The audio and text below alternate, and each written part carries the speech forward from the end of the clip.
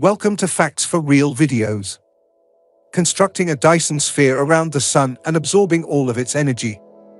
However, in fact, energy is a far-off dream for many of us.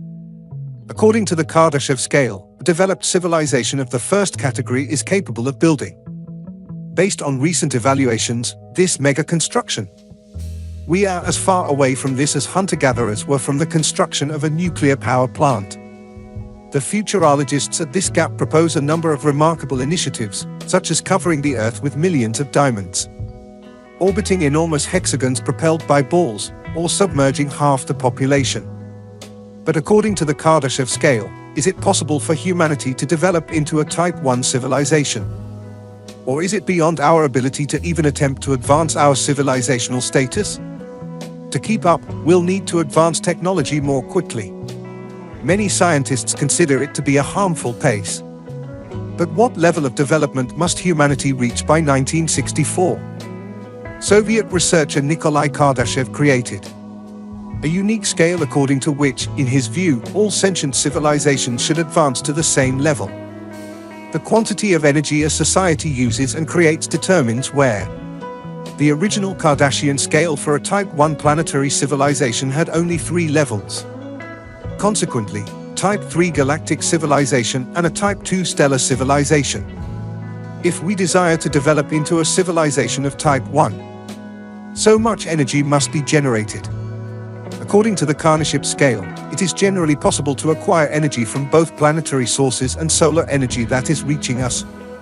Our current stage of evolution places us between 75 and 100. This appears quite close to 1, doesn't it? But the Kardashean scale is not a straight line, but logarithmic, meaning more energy is required to advance and reach at least 1 unit the closer we go to the end.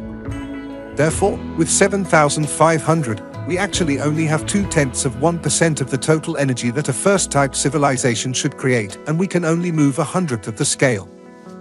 We need to start generating up to 25% more energy than we currently do. But where can I obtain such a strong boost? A team of scientists from the Japan Aerospace Exploration Agency and the Lawrence Livermore National Laboratory recently put up an innovative solution to this problem. An open-air undertaking known as Cassiopeia huge hexagonal mirrors. Direct solar energy will be reflected and redirected via space to satellites equipped with solar panels. They will then be turned into radio waves and sent to Earth, where, according to scientists, the so-called rectifying antenna will convert it into energy. Such installations alone could yet entirely replace a number of terrestrial nuclear power reactors. According to Martin Solto, the project's chief executive officer, that is the most thrilling element. For those mirrors positioned in a specific orbit, the energy created in this manner may be nearly unlimited. The sun never really sets. As a result, the final energy output will only be influenced by the quantity of such installations. This project is only theoretical at this point. However, the governments of advanced nations are prepared to set aside nearly $10 billion for its execution. But not only will every subsequent mega project of a similar nature advance us toward a Type 1 civilization. However, it also poses a threat to our extinction as a species. That is a fantastic filter. Scientist Robin Hansen initially used this word in 1996. Despite the appearance that humans have existed for eons, in his perspective, the faster a specific life type evolves, the more hazardous it might become. The formation of humanity, and more significantly its technological progress, advanced quite swiftly. Considering that the cosmos is already more than 13.5 billion years old. On a cosmic scale, however, it was only 300,000 years ago when the first sentient humans emerged. As a result of our rapid evolutionary progress, according to Hansen, we run the possibility of encountering an impassable barrier that will prevent us from reaching the first kind of the Kardashev scale. The Great Filter, however, has come to a tragic end in today's world. Already, there are many possible disasters all around us, from the risk of excessive AI development to an unchecked greenhouse effect. But how does that relate to the space mirrors in any way? The University of Portsmouth's Giovanna Radulovic, Doctor of Sciences and Professor of Thermodynamics, estimated that the Cassiopeia project's carbon footprint would be 100 times greater than all of our industries and transportation's combined emissions. What a serendipity to get clean solar energy from space. We run the risk of further damaging the already compromised biosphere of Earth. Does this imply that, as we progress toward a first-class civilization, we shouldn't largely rely on new mega projects that can have unintended consequences? Just utilize the available energy sources. As is customary today, coal, oil, and gas still provide roughly 70% of the energy demands of the entire planet. Natural resources pollute the atmosphere with chemicals and carbon dioxide oxide, but this is not their only drawback. In addition, according to the most recent studies, they are running out. It's moving considerably more quickly than we anticipated. Earth's coal reserves will last only another 133 years if current production rates are maintained, according to Geodetic Institute of Slovenia scientists. But the supply of oil and gas will be exhausted in 50 years. This will bring us, even if we merely aim to enhance energy production from conventional sources, closer than a civilization of Type 1. But to the shock of civilization. Thus, the outdated sources are no longer applicable. However, there is currently no suitable replacement. Furthermore, a 2015 study in the Science Advances journal asserts that such a drastic action would in fact trigger a massive flood. The ice in Antarctica will almost certainly melt if we use all the fossil fuels that are still available. As much as 60 meters will be added to the global sea level, submerging half of Europe. In the majority of coastal cities globally, island nations. Nevertheless, there are hundreds of millions of sufferers. Today, we have nuclear energy in addition to natural resources. It contributes to the creation of 15% of the electricity used worldwide. It might appear that adding more nuclear power facilities will solve the problem. However, this is not the case. Numerous progressive nations, including Italy, Germany, and Belgium, closed their borders in the wake of the Chernobyl and Fukushima tragedies. Their nuclear energy programs, despite fresh technological advancements occurring every year. Such tragedies are becoming less likely over time. In actuality, there are still a number of significant issues with this kind of energy. Now that it's a ticking time bomb, there are very few options for how to get rid of radioactive waste. We simply keep it in the hopes that future researchers will. This will result in anything in the upcoming millennium, even. We will move if we build nuclear power reactors on every available site. On the Kardashev scale, to advance less than a tenth and to advance at least a little bit more. Nuclear power plants will need to be installed everywhere as a substitute. Another form of atomic energy, such as the thermonuclear fusion of hydrogen into helium, might be the answer. This simultaneously releases 138 mega-electron volts of energy in a thermonuclear plant as opposed to a pitiful 17.5 in a modern nuclear reactor. This is the result of thermonuclear fusion, which produces almost no hazardous waste. A physicist at the University of California named Troy Carter created reactors in such a system, which is capable of completely converting the United States of America to fusion energy, might be 10 or even 20 times smaller and produce up to 8 times as much energy as current nuclear reactors. Most industries won't require additional electricity if the entire nation is covered by a network of connected fusion reactors. However, due to the fact that every fusion reactor constructed to date uses more energy for its own launch than it generates, this project is sadly not yet feasible. But I hear you utter that output. What about the most recent significant discovery that was revealed to the Livermore Laboratories scientists in December 2022? According to the news release, scientists were able to obtain almost 3 times as much energy as they would have needed to ignite a thermonuclear reaction in the real world with the use of strong lasers. It's not totally accurate. In fact, if you include all of the energy required to power the lasers in addition to the energy used in the reactor, you'll find that the United States uses 1,000 times less energy overall. Additionally, the reaction itself only lasts for 1 picosecond while simultaneously releasing pure energy. Most of the time, scientists just lack the time to capture the emitted energy. Even all of the world's electricity simply won't be enough to launch it if we construct a network of thermonuclear fusion reactors using the most advanced technologies now available. Therefore, should we hunt for the secret to climbing the corporate ladder in other, non-Western technologies? Power generation from alternate sources, however, hydropower is the most popular among them, making up as much as 7%. It is obviously insufficient to meet all demands on Earth, much less exceed them. The current number of hydroelectric plants, wind turbines, and solar panels are advances on the Kardashev scale will be nearly undetectable if we were to launch 5 times. The only way out, it turns out, is to continually improve already existing technologies and make the most of them. One method is to obtain energy other than from the sun. However, from the moon, this obviously has nothing to do with our satellite's frail quality of life.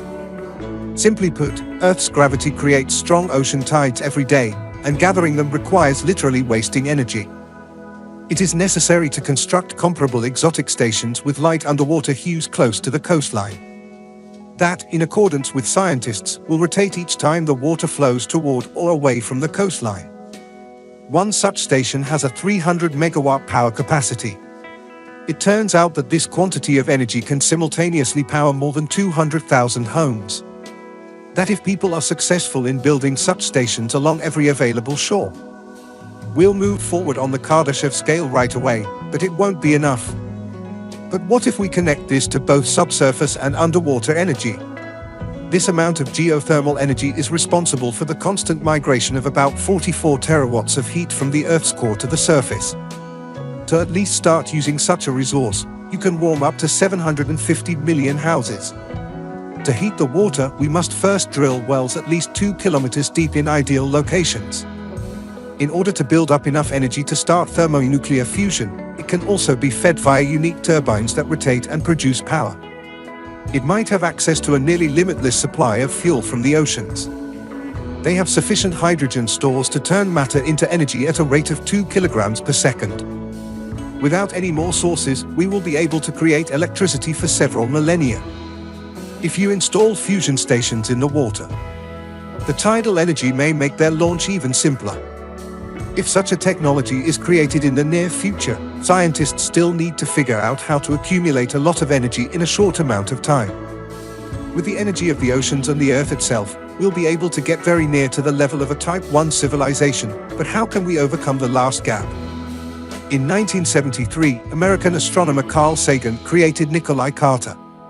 According to Show's theories, a first-type planetary civilization would be capable of firmly controlling any natural phenomena, including tsunamis. Tornadoes and earthquakes won't do much to affect power banks. Back in 2010, scientist John Storrs Hall predicted that humanity might come close to having such power. The idea of a weather device. It's a collection of tiny, transparent balls, whose diameter can range from 1 millimeter to 1 centimeter, are made up of the thinnest balls. Inside of them should be a diamond shell whose thickness shouldn't be greater than 1 nanometer. Just a membrane and a little control unit are present. It is beneficial to adjust the device's angle. It will be possible to completely shade drought-prone regions by having millions of hydrogen-filled balls surround the entire planet in the stratosphere at an altitude of about 30 kilometers above Earth. Where light is lacking, excess solar energy can be converted into radio waves and sent to Earth, preventing the need for additional lighting. Only then will we produce a considerable amount more electricity. But will also significantly improve. Unfortunately, John Hall's theories did not receive much support from the scientific community. The experts, however, recently researcher, feel that they are too fantastical. The first small-scale test of this model is scheduled to take place as early as in 2032, but skeptics warn that such manipulations with the atmosphere could result in unexpected climate changes, even up to an ice age. Robert Freitas has revised the concept of a weather machine and concluded that it actually works. However, even with such a great filter, we surely want to avoid it. Even if the weather machine succeeds and moves us closer to the first kind of civilization, there is still work to be done before we can truly qualify as a Type 1 civilization according to the Kardashev scale. Nonetheless, to remain in this position, we'll require a completely novel solution. Perhaps we can harvest energy from objects. We often don't pay attention to devices that can generate power from city noise, but in 2019 a group of Filipino research students showed one. It turns out that a typical metropolis may generate up to 1,500 megawatts of electricity through sound. It is comparable to a typical thermal power plant. While noise pollution may power entire neighborhoods every year, regular waste could do the same for entire nations. the amount of plastic produced rises by millions of tons. However, only a tenth of this quantity can be utilized again. What unfortunately, the most simple answer to just burn plastic and produce heat failed badly in this situation. There are 4 times more greenhouse gases from burning plastic than from the whole of the energy business combined. Garbage will hasten the great filter's descent toward our heads. Then if we keep on producing energy in an uncontrolled manner, humanity has the chance to emerge from the depths of its garbage ocean and to begin anew with pure energy. A controlled breakdown of earlier chemical substances is called pyrolysis. On an industrial scale, it was thought that it could only be used with organic materials. However, in more recent years, it has been effectively utilized to pyrolyze plastic. Heat causes plastic to break down in a vacuum, producing no smoke in the process.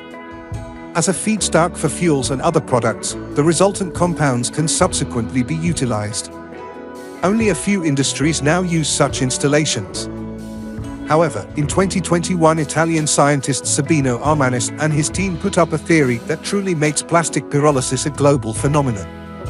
We'd quickly advance to Type 1 civilization, complete with clean water, if mankind succeeded to recycle all of the trash floating in the oceans in addition to all of the preceding innovations. Future cities will be able to be built without relying on outside energy sources. It is essential for any society of the first kind. The Japanese company's Ocean Spiral project, Shimizu, is built to accommodate a large population. Doesn't require expensive energy. This 500-meter diameter floating sphere that is nearby.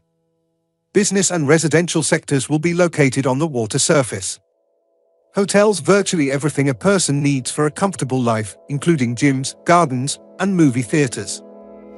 For such a metropolis to work, a 15-kilometer spiral path connecting this capsule to the ocean floor is required.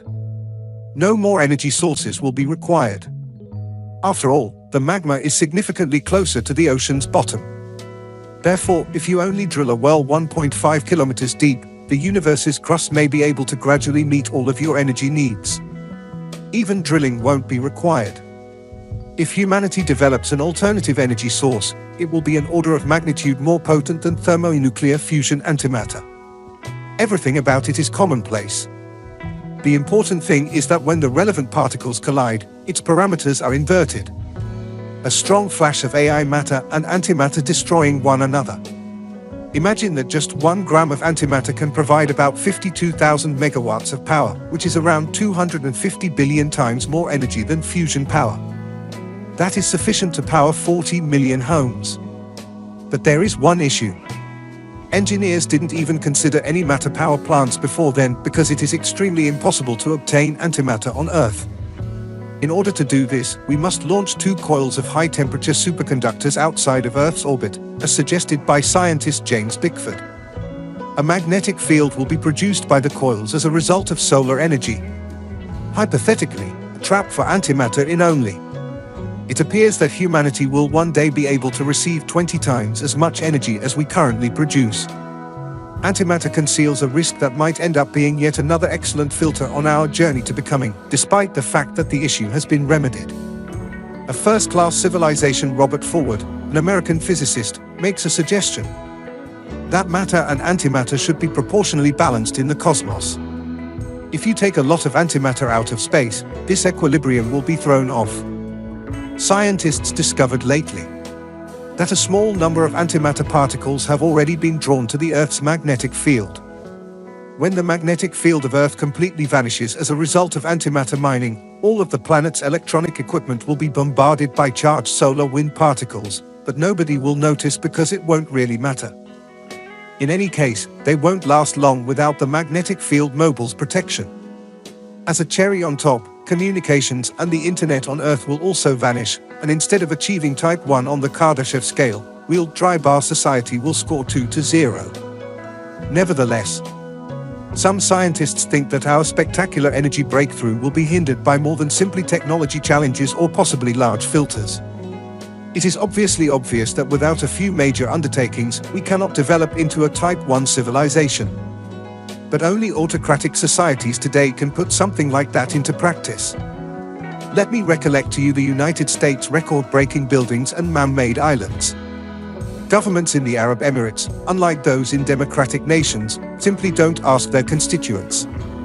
Nonetheless, what specifically to spend money on? Carl Sagan was convinced that only with complete equality of human rights and democracy on a worldwide scale could humanity develop into a successful Type 1 civilization and maintain this status. However, how many individuals would actually vote to spend their entire year's budget on hexagonal mirrors, or run fusion networks without energy for a few days? This paradox has proven to be difficult to resolve thus far. Do you have any suggestions? How to set up humanity to fulfill the desire and achieve Type 1 on the Kardashev scale foreign Dyson sphere? Thanks for watching.